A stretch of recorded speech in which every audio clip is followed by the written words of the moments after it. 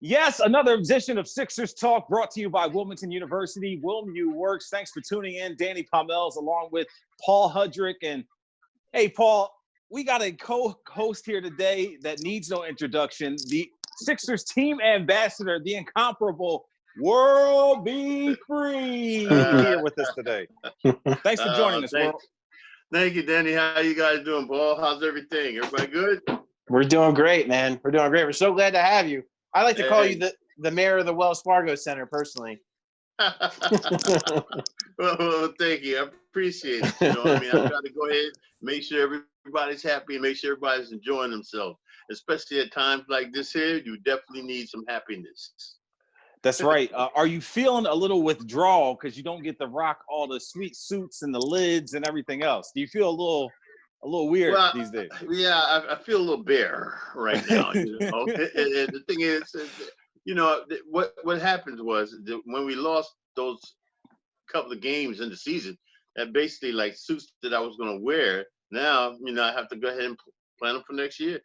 You know, I saved money this year by not going out and buying some more. You know, so no, I like to do what I do, and I enjoy it because, you know, I believe the people, when they see me, they always say, well, what world going to have on this day?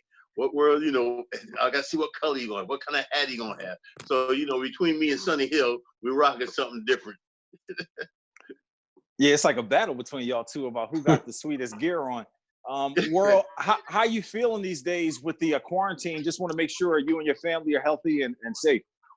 Well, Danny, I'm feeling really well, and you know, family, everybody's great. My thing is that, you know, I mean, I worry about everything, and I pray to God that, you know, I mean, that He keeps fear and all His favor away from us, and really, like a lot of people in the world that lost people feel really bad for that, and so you know, I just you know, I rely on God, man, my Lord and Savior Jesus Christ. He takes care of me all the time, so I don't worry about fear. And it's really glad, we're both really glad to hear that you're doing well and that everyone's healthy on your end. And, you know, just when we look at it just as from a basketball standpoint, you know, we're all missing it. We're all just missing the game. And, you know, with the Sixers, there's so many scenarios thrown out there if they continue the season and all that. One thing we've heard from the Sixers a lot is that they felt like they were built for the playoffs, you know, because obviously the regular season so far didn't go as well as the Sixers would have liked. But do you see that? Like, do you see if this becomes a thing that they have what it takes to just go on a run and kind of, you know, have a sprint right to the finish line? Well, I see that can happen with any team at this particular time, because all it takes is, like, you know, one game at a time, and it's not like you're going the whole 82 game schedule. So therefore, you know, when you get a chance to just play a certain amount of games, anybody can win. And as the Sixers, they are built for something like that, because, you know, the game in the playoffs is not the 175 point games. You know, they're 90 point games. So therefore, we have a big team. It's not a very fast team. So that benefits a team like ours. So, you know, it becomes a half-court game, like we all know, when the playoff starts. So therefore, everything is critiqued. So you might have 10 fast breaks during the regular season. That's cut down to 5, because everything is totally different. The defense is different as you get more physical. The referees let you play rougher, you know, because it is about go ahead and winning that championship and getting there. So we were built for something like this, though. Well, I want to hear from you from an athlete's perspective. You know, these guys have not played basketball together for so long, and now they're expected to get restarted and finish the season, maybe even go straight to the postseason. What do you think is like the biggest concern of these athletes of trying to ramp back up and get ready for the season? Well, conditioning, Danny, is going to be the big thing for us. You know, right now, you know, we realize a lot of our guys, you know, if they're playing, and it's a difference too. When you're playing just at your home, you know, a lot of these guys have basketball gyms in their houses. When you're just shooting around, it's a difference as opposed to playing actual basketball in an atmosphere where you got somebody coming against you to compete against you. So, you know, your thing is when you get into the practice, you have to push yourself a lot harder just to go ahead and get yourself back in almost training camp like shape, because right now a lot of people have been off for about a month, 2 months now. So therefore, we don't know exactly how your conditioning is. And you got to watch out for injuries when you come right back like this, because the fact that, you were a oil machine at one time, and now you're not that oil machine right now.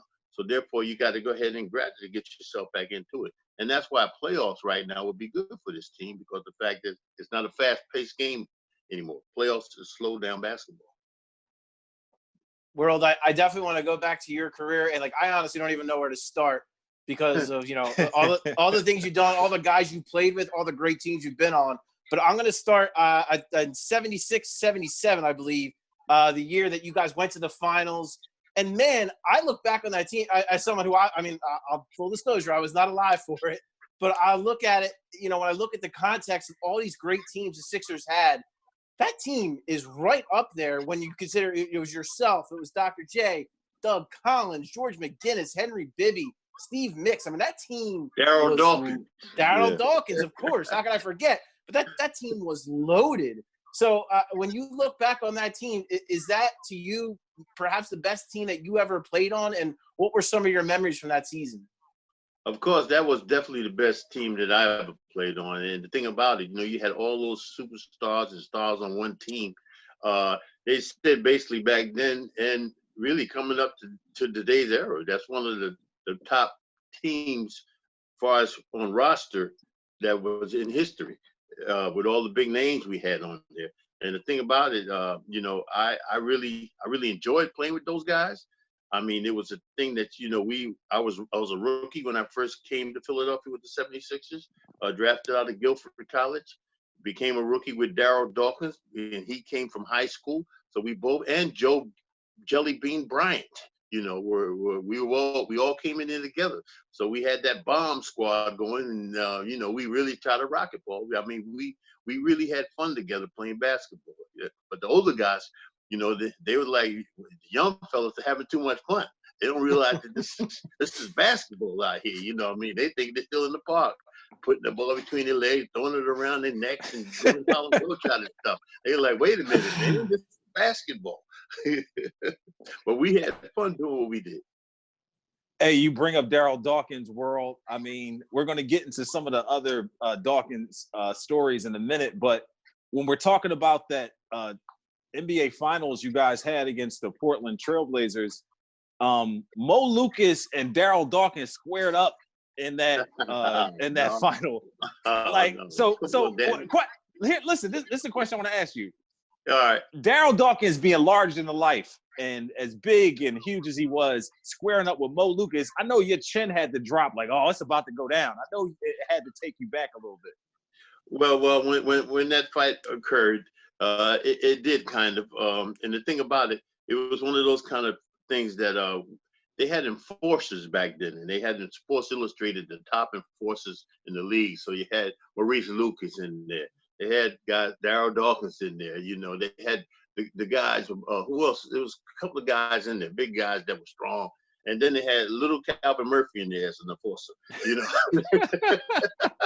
From Houston, right? Yeah, from Houston. I'm rolling down looking at all these big guys as enforcers, and then they had Calvin Murphy in there as an enforcer. So I said, okay, I can get in that game. But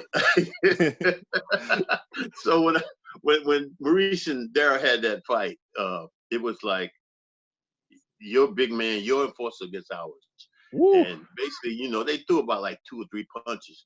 But the punch that Darryl threw kind of like missed Maurice and clocked Doug Collins running away. Doug running, and see if he didn't run, he wouldn't have got hit. So he should have stayed there, Danny. That punch would have missed him. So he over here on the side, clocked with blood coming out his head or whatever.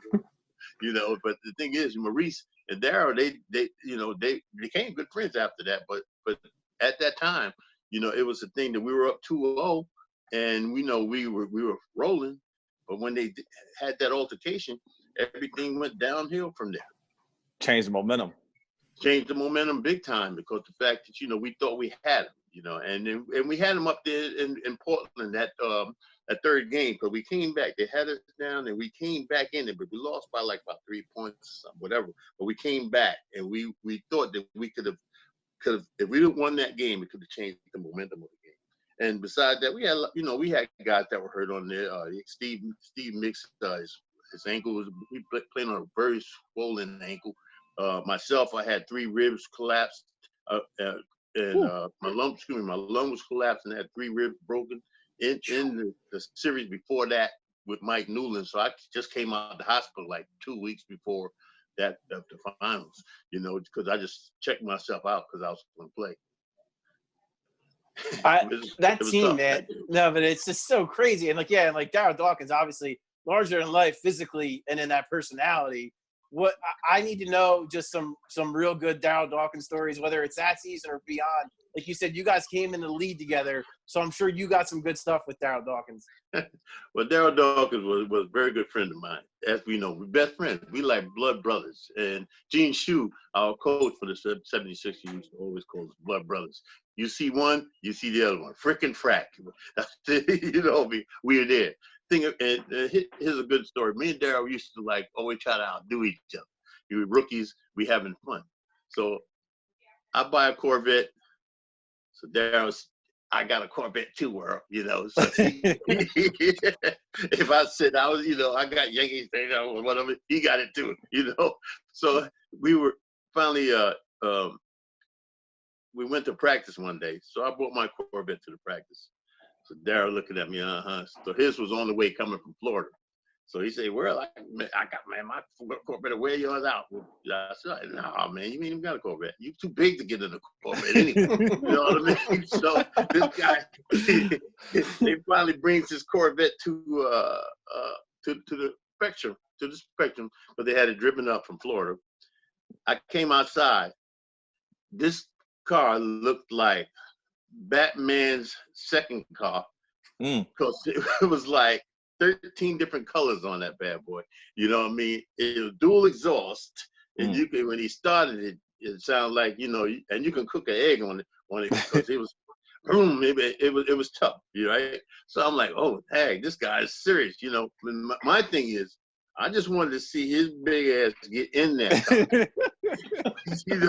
That was the thing. I was like, well, how he gonna fit in that car?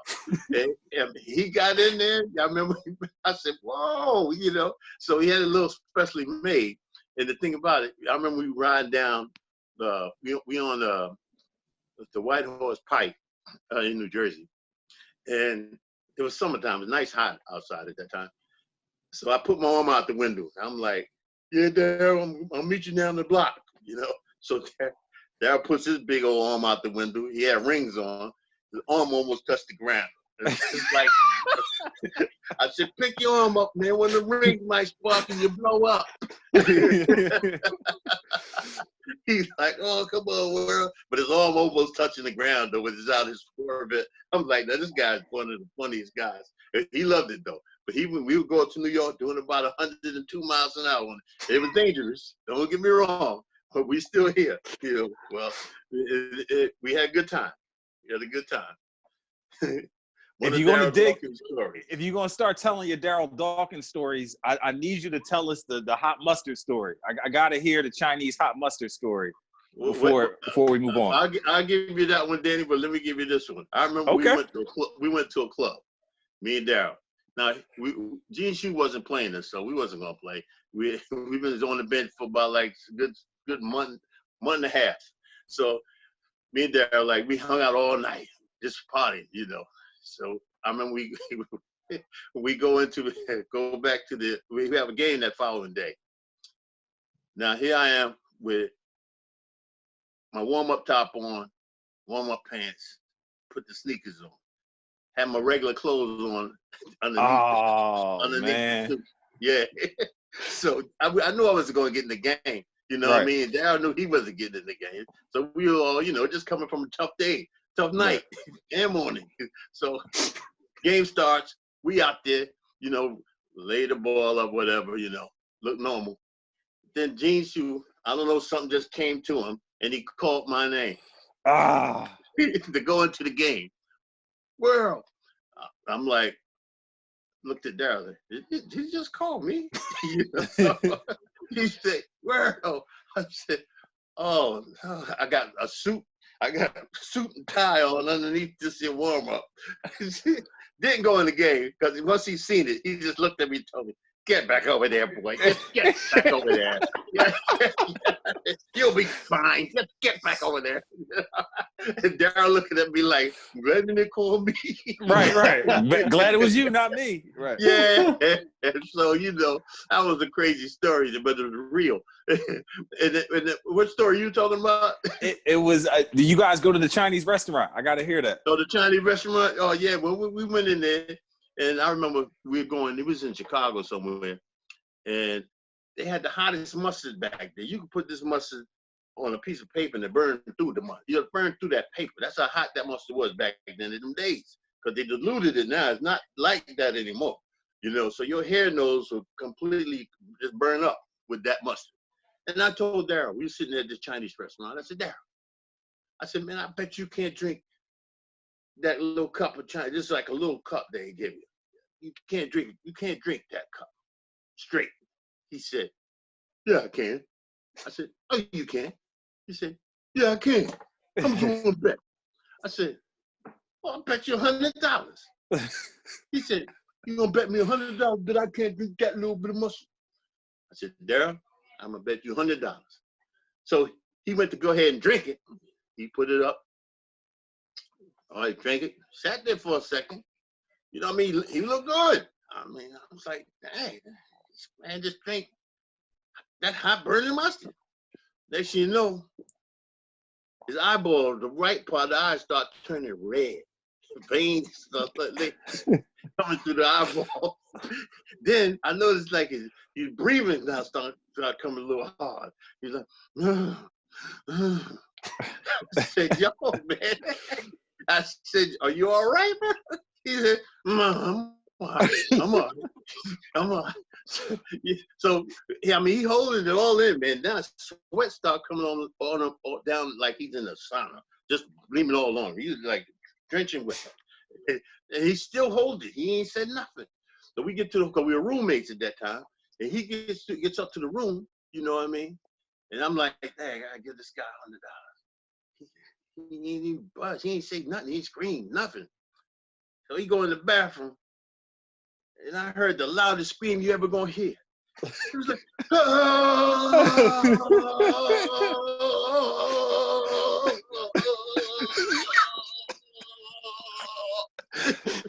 That's how it was. I was like, "Oh my goodness." He let it all out, man. I mean, he let it all out. So, I mean, I had to pay him because he came out that bathroom looking like he gonna kill me. Because it was your idea.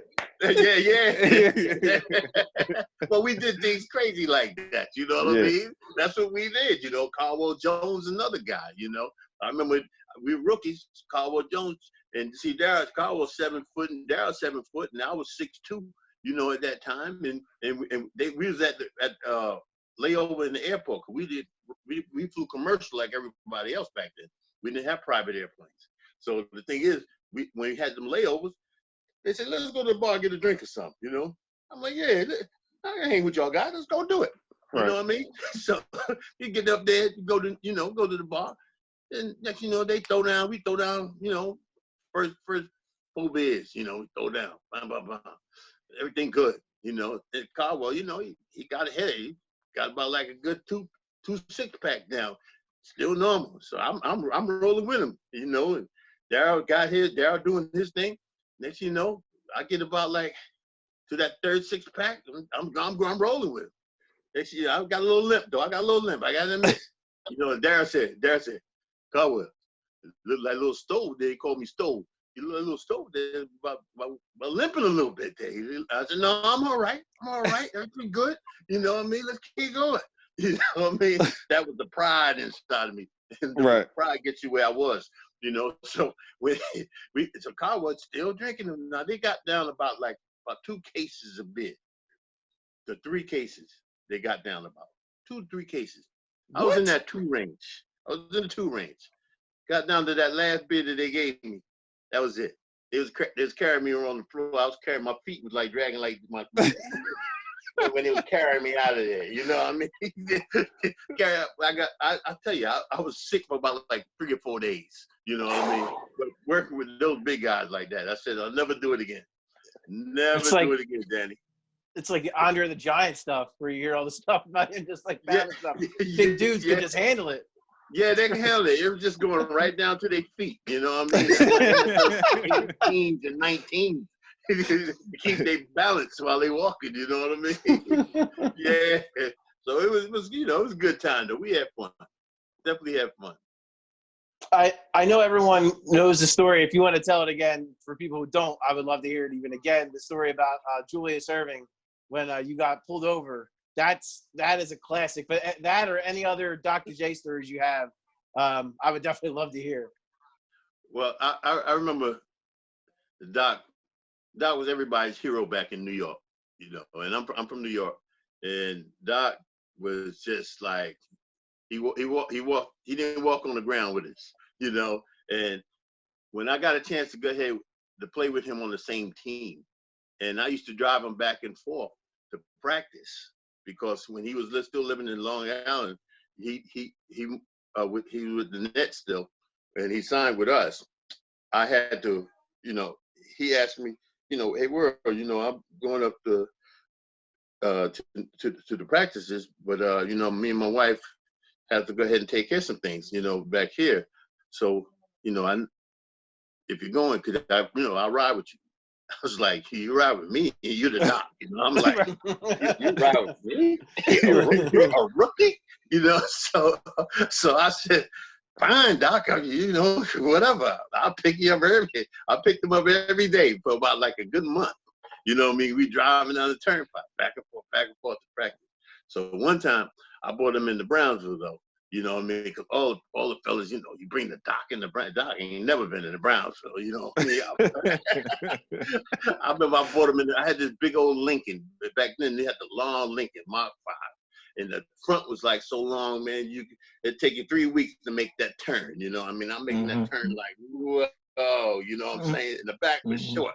But Doc was sitting in the vehicle because he had that big old afro, you know, he laid back in his seat. So instead of going to practice while he was asleep, I drove him to Brownsville. He didn't realize he was in Brownsville. So I had the people in the projects like, I was like, yo, man, I got Doc in the car, man. I got Doc in the car. They like, you ain't got no Doc in the car. I'm like, yo, man, that's Doc, man. He on the team.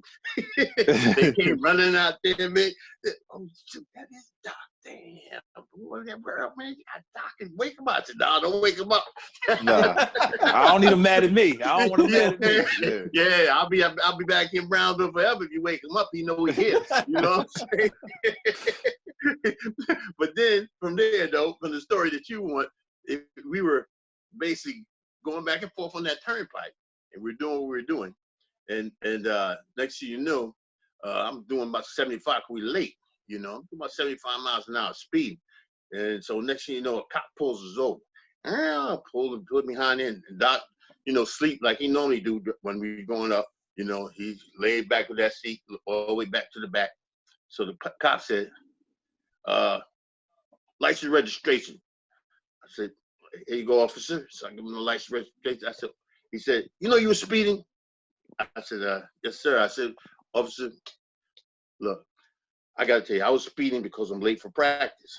He like, late for practice? Like he didn't know me from a slice of bread. He like, what do you mean late for practice? I said, no, I'm late for practice. I'm you know, sorry for speeding. He said, I'm looking at your license registration. He said, but I don't know you. I said, well, officer, I got Doc in the car. He said, you got Doc in the car? I said, yeah, Julius Erving. We're on the Sixers. We're on the same team. He said, you don't have no Doc in the car. You got Julius Erving in the car. I said, yes, officer, I got Julius Erving in the car. He said, all right, come around. So I walk around to the driver's side. I said, look, there he's right there. So he said, oh, he looks, he said, oh, damn. Oh my goodness, that is the Doc. That is the Doc. That is Julius Irving. That is Julie. I couldn't say on your scan bit, but that's Julie Effin Irving. Yeah. Yeah, I was like, what the? Okay. So he said, look, you get back in that car, and you follow me. Okay, I'll get you there. I'll get you to a Mount Laurel thing on exit 4. I'll get you there real fast. Okay, don't worry about it. But you got to get me an autograph from Doc now. You got to make sure when he wakes up, you get me an autograph. If not, I see you on this turnpike. You ain't got to worry about it. I'm gonna lock you up. So I mean, he did get him the autograph, and the thing is that that showed me back then how much clout Doc had. What I learned from that story too, Danny, is man, Doc was a sleeper. He slept. Yeah. Doc got his season. Yeah, he partied like me and Darryl Dawkins, I guess, and we didn't know him. You know what I mean? Because he didn't show us. It's funny you talk about Doc that way in his clout world, because we had Jim Lynam on, and Coach Lynam was talking about a situation where the Sixers had traveled for like a preseason game down south, and Doc stepped in between like the police and like an altercation that was about to go down. But because it was Doc, like the cops were like immediately like calmed down, and it just, I mean, just larger than life, man. I mean, you hear all of these people talk about him and the stories and whatnot, and it just, whoever mentions his name, it's the same type of reverence and class and clout and whatnot. Well, you know, you could tell when a guy has it like that, and you know, he did. Even from playing in the Rucker Pros out in Harlem, in New York, when he was with the Nets, he used to come there because I used to sneak in, and I used to get on that on the fences and the trees while you had 1,000 people out there in a little park, where when he performed, it was like 2,000, 3,000 people, and the cops looking through the fences and everything at this man, you know, and he never disappointed anybody. And the thing about it, you know, he was one of those guys that shook hands and signed autographs for the kids. You know, he did everything back then. And the thing about what he did was being a celebrity and his status. He didn't make it like he had the big head or something like that. And I think we respected that more about him, especially back then in the projects. You know? Wait, World, you remember, I mean, we've seen the iconic photos of people on the rooftops and in the windows watching them play at Rucker, but you were out there. Hanging out of trees. You remember seeing them play at Rucker? Yeah, I was out there. Yeah. I was one of those people in the trees. I was one of those people in the trees and on the rooftops. You know what I'm saying? But I was younger. But I was like, I'm just impressed with this man. I mean, the man was jumping so high, and the stuff he was doing, it was unbelievable. One time I was in one of the trees, I thought he flew by me. You know, I'm like, wait, was that the Doc? You know what I'm saying? I mean, this guy he was like unbelievable, and the people just loved him. Mm-hmm. Little kids, big kids. You know what I mean? It was like, you know, when he played, crime stopped. Here you go. Wow. I believe you, though. I believe you. Yeah, totally believe that. He played, crime stopped up there. Because I'm telling you, it was a tough place. But everybody's glued to that park. You know what I mean? So, and then you get to watch them free. You know what I mean? So, it one of the best times. So I see why he got all his accolades, because he deserves it. And see guys like Michael Jordan, Magic Johnson, you know, Larry Bird and those guys. I mean, you know, you talk about these guys, but see, they never really say, like, people like him who really, you know, paid that way for him as far as that type of guy trying to be. See, I was a different type of guy. You know, I was about like, when we lost the Portland series, Doc saying, come in here, shake hands. I'm like, no, Doc, let's go in there and fight these guys. You know what I mean? I was a different guy. Right. So, you know, I mean, that was that guys, Brownsville in you. That was that Brownsville in you. Yeah, there you go, Danny. You know what I mean? I'm sorry. I was like, wait a minute. We lose the fight, but when we lose the game, we're gonna win the war. You know what I mean? It was that way, you know. But he brought a different element to the game, you know, and guys looked at him, Dominique Wilkins, you know, different kind of guys. They tried to be like Doc, seriously, but they wouldn't even say it. Yeah, I remember when we had Coach on. So he said he was the first guy to play up here. Like he was the first guy to play truly above the rim. There was nobody that played the game like that until Doc. And I'm just curious. No, Connie Hawkins. Connie Hawkins played the game. Yeah, Connie Hawkins was from Brooklyn. Connie Hawkins had those big old hands like that, like Doc hands. Yeah, I mean, he played the game. He was like, I guess they called him. They wrote a book about Connie Hawkins, and it was called Foul or something because a lot of things that he did. But the man was definitely a wizard with that basketball before Doc. What was it like for, like, you know, when you were there and when Doc was coming over from the ABA? What was that like as far as, you know, the hype in the city and, like, you know, around the team and just getting this guy who was such a generational player and getting him to join the Sixers? What was it like the environment like in Philly around that time? Well, look, the environment was crazy when we got Doc. We had George McGinnis first. All right. When I got there, me and Darryl Dawkins, Joe Bryant, we got here. That was the year before they lost like 60 games, so 60-something games or something. So it was really no people. The fans wasn't coming out and anything like that. But they signed Big Mac George McGinnis. They even made that hamburger Big Mac got after George McGinnis back then. Nobody really know that, you know. And the thing is, George McGinnis was a superstar coming from the ABA because that's when the merger was. And George McGinnis was the first $3 million man. He was the first $1 million man I ever been around, you know. And he was the first $3 million man. And he was the nicest, coolest guy that I ever seen for a big dude. Had all everything, all accolades, but he was a cool guy, and he played the game, you know, the way he played it, and he was a guy that's unsung on. Well, he was like not a hero on this here ride with the 76ers, but he's a big part of it, changing that thing around, putting us in the playoffs that first year. Also on that squad, you keep mentioning the name Joe Jellybean Bryant, and of course we know Joe Bryant as the father of Kobe. Do you remember young Kobe and when he came along at any point being close to Joe? Well, it is a story about Kobe Bryant.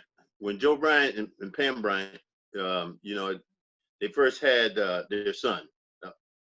I remember Joe Bryant, we were playing in McGonigal Hall in Sunny Hills Baker League, and we were playing there. And I remember the night Pam came back from the hospital, she picking Joe up, and she had the baby. She had Kobe with her.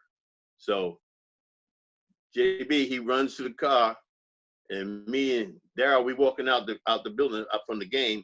It was nighttime. They parked in the middle of Broad Street in the street because you had that center lane. They parked in the middle of the street, and I remember Joe Bryant getting in the car. Then he gets out. He said, "World, look at this." I said, well, I'm looking at him like, what? Then I gets the baby from Pam, takes the baby, and he said, "This is Kobe." He raised it up like, "This is Kobe." He was like so happy. I'm like, "Oh man, put him down, JB, I can see you." You know what I mean? Put him down there, I can see him. You know what I mean? So he put him down, and I said, "Well, what's his whole name?" He said, "His name is Kobe Bean Bryant." I said, "Kobe Bean?" I said, "What's the bean?" He said, "Well, the whole world gonna know." Wow. Hey, look what happened. Wow. And that was 30-something years ago. Right. Wow. You know what I'm saying? Kobe Bean Bryant. And this man was so happy with his first son. And does it make you feel any type of way thinking back, knowing what Kobe became from the, you know, from such you know, humble beginnings in a certain way? Well, no, I'm not surprised about anything Kobe did because, you know, being around the father and Kobe, you know, throughout our time, because he and I played against Kobe. I remember we were in St. Joe's College, and it was just a practice. So we had Jerry Stackhouse, Brendan Maxwell, all guys from that team that were down there playing in St. Joe's. And I remember Kobe was like we needed another guy. And so Joe Bryant was like, man, put my son in. And we like, man, come on, the guy is in high school. You know what I mean? He's going to hurt us. No, put him in, you know? So we really didn't know what Kobe can do about that basketball stuff, you know? So put him in there. He was wearing Jerry Stackhouse's butt out. Brandon Maxwell, the only one had a good little look on him, but not as he was still getting him. You know what I mean? This kid, what I seen was unbelievable. And I said to myself, and because guys were fouling him too, going to the foul, they're fouling. Because there's no referees, you playing just pickup. And he wasn't calling no fouls. And I was like, wow, you know what I mean? This kid is like, he's going to be all right. And they was hitting him hard. You know, and Joe Bryant was like, y'all keep hitting him. Go ahead. You know, keep hitting him. And he was wearing them out. You know what I'm saying? Not even a little bit. And then we went over to the side, so I had to see if this was real, right? Now here, I'm fully retired now, but still I had a little something I thought left. He changed my mind about that, Kobe Bryant. You know? I go over to the side. I say, all right, Kobe, let's come on. We're going to play one-on-one. You know what I mean? Let's go straight to 10. You know what I'm saying? So we get over there. He's just looking at me. He's like, well, I don't know if you want some of this. I mean, you're in high school. I see what you did to Jerry. No, you ain't going to do that to me. You know what I mean? Shoot. Man, Kobe wore me out on that side. Yeah, I took my sneakers and I threw them up on that line. That was it. I knew it all over. It's a new world. It's a new era.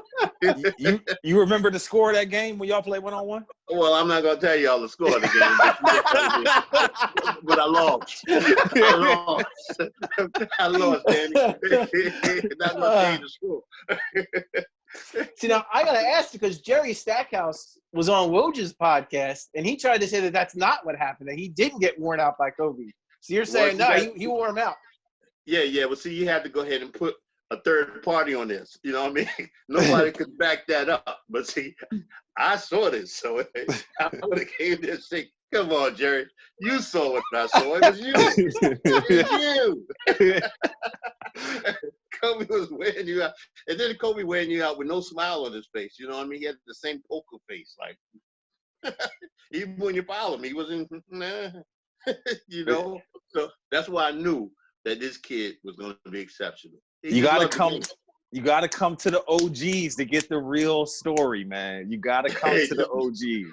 No doubt, no doubt. I ain't gonna sugarcoat nothing. I'm gonna let if it happened like that, it happened like that.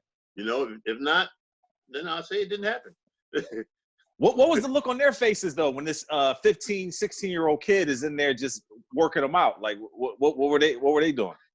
Well, the look on their faces after he done bust them up a little bit like that, you know what I mean? They try to act like, you know, they wasn't playing hard. That's when you know you're getting it, you know what I mean? Yeah. If you were scoring on them and doing what you normally do, then you would have been playing hard. But see, I know from a veteran looking at them, that guy was wearing them out. Kobe wasn't messing around. That's the way but he played that way all the time. You know what I mean? Even I had shooting games with him, just messing around shooting. This kid everything he do, he wanted to be better than what he was that next time. He didn't want to really miss a shot. You know what I mean? His work ethic on the basketball court was unbelievable. When they say the first guy in, last guy to leave, he was that man. You know what I mean? When they say if he miss a free throw in a crucial part of a game, he'll stay there till nighttime in the morning, shooting free throws. He wanted perfection out of his game. And I tell you, he did. Man, scored 81 points in the league. Come on. Next to that, Will Chamberlain. Can't beat that.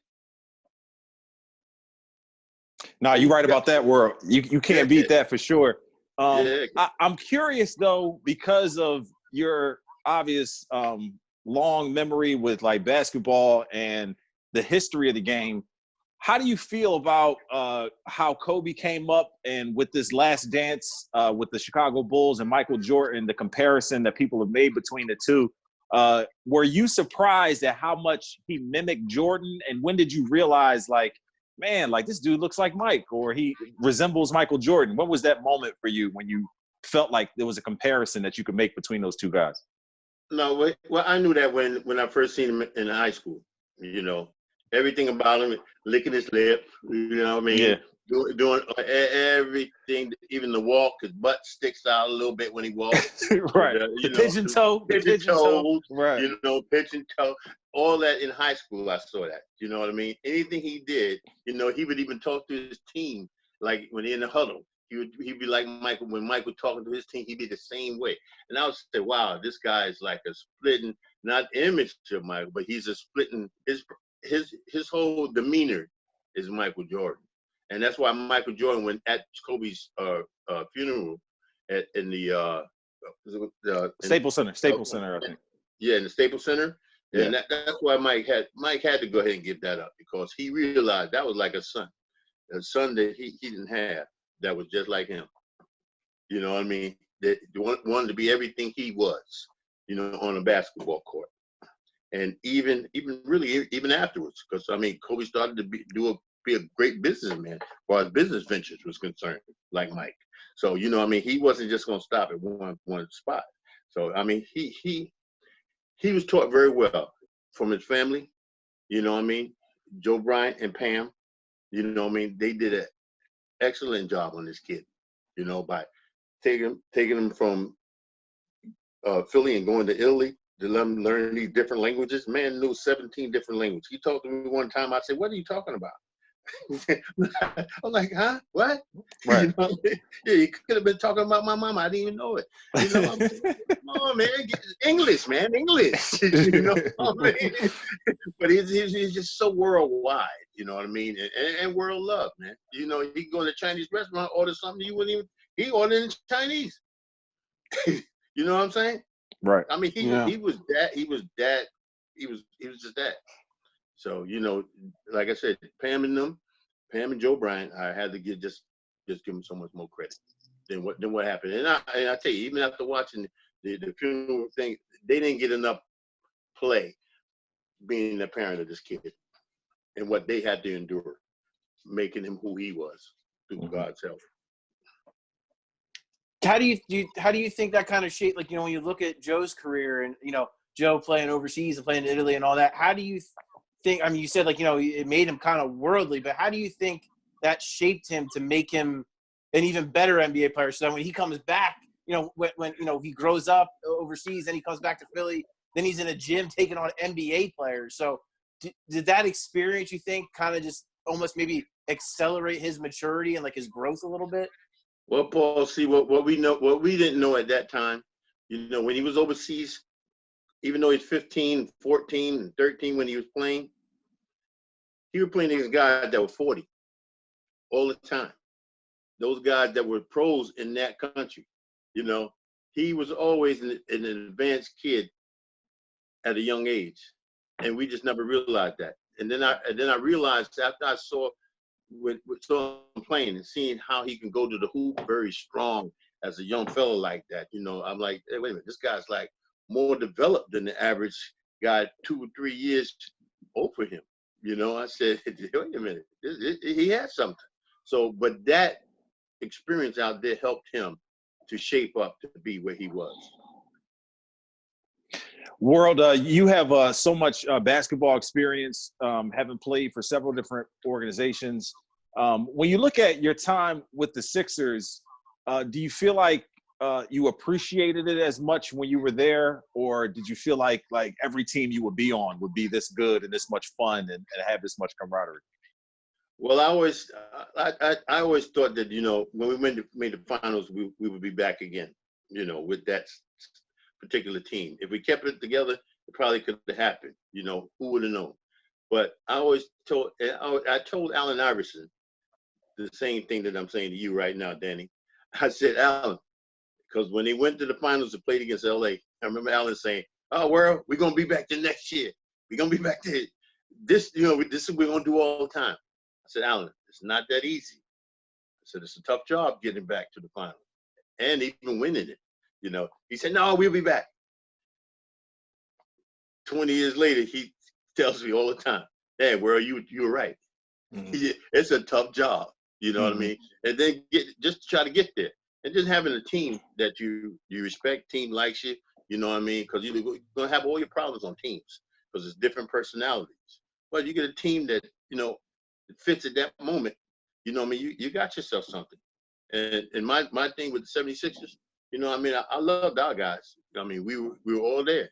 You know, everybody was just too young at that time because, see, at that time, Joe Bryant, myself, Darryl Dawkins, we wanted to be respected from our veterans. You know, our veterans were like, you know, you rookies, get over there, get on the side. You know what I mean? We like, no, we want to play, you know. And that was the thing that really drove that team. And I always, people ask me, and they say, well, you never been back again, you know, to that type status. And I said, well, let me tell you something. I said, what people don't know is that when World Be Free played, after leaving the Sixers, they always put me on different kind of losing teams. And what I was used for in the NBA was basically to build up crowds, people. Because my game was that kind of game. But to them, it wasn't a winning game. So every franchise from the Clippers, you can look it up. From the Clippers to the Golden State Warriors to the Cavaliers, where I've been, all those teams were losing teams. Have 10,000, 4,000 people in the stands. Before I leave there, you got 20,000 sellout crowds in these places. And then they'll ship me on to somewhere else that need me when I become a free agent. So that's why I couldn't do it. People are used for different things in the league. And that's what I was used for back then, I believe, you know, just to make other places better. You bring up giving Alan advice, and I'm just curious what that's been like for you in the times that you've been retired and getting to kind of impart some of your wisdom on a guy like an Allen Iverson, or maybe even now like a Joel Embiid or Ben Simmons. What has that been like to kind of you know, when you were coming up, you had, as you mentioned, you had other guys, other veterans doing it for you, and I'm sure you had other former players and stuff like that. So what's it been like for you to be on the other side of that now? Well, it's like, you know, it's like learning all over, because see, the guys nowadays, they make so much money, they don't care what you say, you know what I mean? And so Paul, when I look at them, if they need help or if they want to really ask me a question, you know, I'm right there for them to give them what they need. Because you have coaches nowadays and all these with all these teams, they don't want guys from the outside to say anything to their players. They want everything to be like in-house. So you try not to overstep your bounds by saying anything to the players, unless, like I said, someone comes to me and if they ask you, or any other veteran players that's out there. And so that's the way it is. It's like it's a touchy situation. You know, you don't want to overstep your bounds, but you do want to say something when you're like, "Hey, man, I could help this kid right here. He just needs to twist just a little bit, you know, in this game. It could help him a little. It could help him a lot. You just can't say that kind of stuff. It's a different world. World, you mentioned the Baker League, and we have seen documentaries done on it. We've heard people talk about it. But it really was one of a kind just because of the amount of guys. I mean, you're talking about Hall of Famers, maybe not Hall of Famers at the time, but guys who went on to become Hall of Famers, you know, going against each other in the summer and you know, at McGonigal Hall right there in North Philly. What was that like looking back on it, considering the people and the names and people who came through there? Well, they had a lot of people came through to McGonigal Hall, and as far as that Sunny Hill Baker League. I mean, if you came into Philly and if you really wanted to go ahead and see where your game was, you had to stop into that Baker League and play. And Sunny Hill, he ran that Baker League. I mean, I've never seen a man that people like really gave respect to like that. Because I remember in the game when I was a rookie, I came there, they had about like 6,000, 7,000 people sitting in that place, you know what I mean? And it's always full, standing room, especially when the Sixers were playing. We were playing as our summer league. You know, we had standing room, and it had great crowds. And I remember Sonny Hill, somebody said a bad word or something, yelled at the ref, like, you son of a gun. You know what I mean? So, and Sonny Hill said he stopped the whole game while the ball was being dribbled up court. Wait a minute. He went to the microphone. Wait a minute. We don't have that type of language inside this building, this place. You know what I mean? And this is Philadelphia, North Philly. Right. I mean, you can hear a pin drop. You can hear a pin drop when this man was talking to people, like just saying nothing. I mean, like, it was unbelievable, the power that this man had in Philadelphia. And he wasn't the biggest guy. He wasn't the biggest guy. No. Right. But his mouth was bigger than whatever he was. Right. They listened to him. You know what I mean? He would throw you out the gym. He get him out of there. You know what I mean? And that's the way it was. But you came into that Baker League. That was like a little Rucker Pro to me. You know what I mean?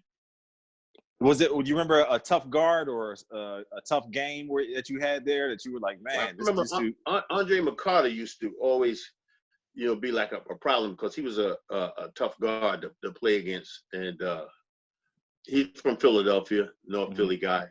I believe from North Philly, but he was a tough guard to play against. But they had like a lot of guys that were in there, and but we kind of like my thing was, I never really seen the defensive person who played me, because I never saw him.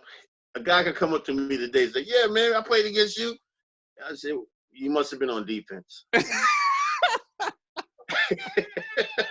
Come on, world. Come on. No. Nobody can guard you because nobody can guard you. I'm sorry, man. I did average over 30 in this league too. Now, it wasn't like I was passing that bad, but I was always second on the team in assists. There you go. Okay, number 2. Always second on the team in assists. My job wasn't to be first. So I'm not like really like say beating myself, but it was fun doing what we did back then. Cool. That's cool. Yeah. Good times. I tell you, so many good times. It's just unbelievable that how fast it goes. Just sure. Like I say, like I told Eric Snow, another guy, Aaron McKee. They said, where? And every time they talk to me, man, look how fast it went. I'm like, mm-hmm. How much do you enjoy this second act of your playing career where you're the team ambassador and you get to put so many smiles on people's faces and interact with people and represent the team? How much do you enjoy that? Hey, look, I enjoy that. That means so much to me. It's like, it's a second life for you, because the fact that people respect you, they remember you, and they tell their kids about you. We do these summer hoops tours we used to do with the 76ers just to get out there in the community and do all these good things. And I was always the pie popper, just right out there, and the kids always enjoying having fun with me, shooting, showing them dribble skills, telling them about life, about drugs, about education, success, and failures. So I always gave them everything in basketball. So what you would do, I'll make sure they have the vehicle. Basketball would be the vehicle. And I would tell them, I would take them, and I'll get up 200, 300 kids, and I'll sit them all down after them worked out, let the minds rest a little bit, and then I'll hit them with the big stuff, life. And believe me, they respect it. I have kids that came back from, I've been doing this now for 20-something years, and I had kids come back now that been in college. I had kids coming, got families, and they'll see me at the games, and they would come up to me and say, "World, just thank you." And I would say, "For what?" They said, "I was a kid when I was in junior high school, and you came to my school, and you were telling me about the success and the drugs and the failures, and you helped me out. You helped me to do good things." And I get emotional right now when it gets like, hey, man, there's nothing wrong with that. And thanks, awesome. Thanks for sharing that with us, man. Yeah. So it's I feel good. God put me in a good place. He took care of me. I had I'm gonna tell you this, and it's been quiet, But about a good, say, 6 years ago, you know, I had a heart attack. I'm sorry to hear that. Heart attack. Had a major heart attack, and I went to the hospital and thought that everything was going to be was good. And next thing you know, I was getting stents put in my heart, and it's just a thing that that God was there with me, and my Lord and Savior, Jesus Christ, was right there, blessed me. He had a doctor that was in there that I never knew that when I had it, he came and told me kept telling me I was going to be all right, and I wasn't really conscious. And so when I got well and everything went well with me, I went back to that hospital just to see that doctor that was guiding me all that way. He was a redhead, blue-eyed man, and I went to the hospital and I said, "Could you tell me where that the doctor is that you know was with me all that time that I was going through all that the things in the hospital that was there?" And they said, and I described them, and the head doctor was like, they was like, "World, we don't have nobody here." Wow. That I said, "Yes, you do." Because he was right there and talking to me, and he helped me through all of this stuff. He said, "We don't have nobody there like that." So my mom knew, and I knew it was a doctor that did that. But it's angels all around us. Right. Just letting you know. Well, glad you're healthy, man, and thanks for coming on here and sharing this time with us. The basketball education about World Be Free also goes on in my house because you are on the all-time Clippers team on NBA 2K, and I wear my son out with World Be Free all the time. Man, World be getting the dunks, he get the threes, everything. So, well, thank you, Danny. Thank you. Day, man. All day. Appreciate you, Paul. Appreciate you too, man. Yeah, I absolutely. had a good time with you guys. Definitely. Absolute pleasure, man. We loved it. Definitely. And Sixers Nation, we're gonna be back. And let's go Sixers. Let's keep it rolling. Got me sobbing again. That's all right, babe. We are emotional as well. We appreciate you jumping on with us, and I appreciate you giving us all the gems and some of your time here during this quarantine time. And continue to be healthy and safe, World. Thank you. Thank you, Danny. Paul, be good. Take care of yourself, and you guys be safe, okay? Same to you, World. Thank you so much, man. All Thanks, right, World. love you. Appreciate it. Love you too, man. Thank you. Okay. Paul, what are you working on for the website, man? Elton Brand talking about the new draft strategy, and they might be looking to go in a different direction as far as what they're looking at. So that's interesting considering what they did last year with Matisse Thybulle, and Elton was very open about wanting to draft a more experienced and older player. This year, he seemed a little bit more open to different possibilities. So just going to write a little something around that for this weekend. Well, that does it for another Sixers talk. I'm a little, I don't know. I kind of wanted that to keep going, but had to stop it at the same time. It's like I'm a little torn in between here. I couldn't tell. I don't think I've ever cried laughing on this podcast, but I absolutely did. My cheeks hurt from smiling. My cheeks hurt. But hey, everyone out there, I hope you enjoyed listening to World Be Free and joining us here on the Sixers Talk podcast. It's kind of cathartic, man, us coming together like this all the time and talking Sixers, even though we haven't had any games to talk about, just going through all the paces of Sixers history and talking to the people that we have talked to. Here's World Be Free. We'll have Larry Brown, former Sixers head coach, coming up on the podcast Monday. He'll be talking a little Michael Jordan with the Sixers perspective on the Last Dance, as well as that 2001 team. And Paul, you got some great bites from him on the Iverson practice. I did. That is up on the website if anyone wants to read it. The Iverson practice rant, absolutely. Yeah. But for the level-headed one, Paul Hudrick, our esteemed producer, Ben Barry, our guest co-host, World Be Free. Thank you for listening. I'm Danny Pommells. This has been Sixers Talk, brought to you by Wilmington University. WilMU Works.